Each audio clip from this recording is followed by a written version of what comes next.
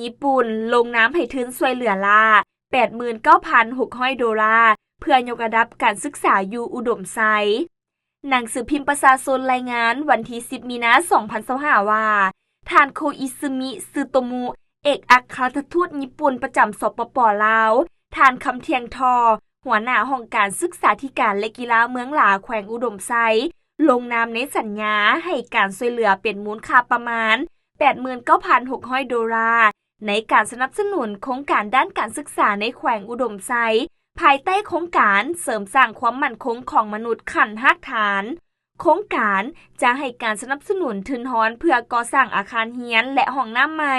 พร้อมทั้งสนองสิ่งอำนวยความสะดวกที่จำเป็นให้แก่โรงเรียนประถมบ้านล้าวหวางเมืองหลาแขวงอุดมไซด์เพื่อยกระดับโอกาสในการเข้าถึงการศึกษาชั้นเกี่ยมประถมและชั้นประถมของเด็กน้อยในท้องถิ่นในระยะผ่านมารัฐบาลญี่ปุ่นได้ให้การสนับสนุนให้แก่แขวงอุดมไซด์รวมเป็นมูลค่าทั้งหมดหลายกว่า $2,500,000 ในด้านสาธารณสุขการศึกษาโครงสร้างพื้นฐานระบบน้ำลิ้นและกสิกรรมประเทศญี่ปุ่นจะสืบต่อให้การช่วยเหลือประเทศลาวในการปรับปรุงพื้นฐานชีวิตการเป็นอยู่ขั้นรากฐานต่อไป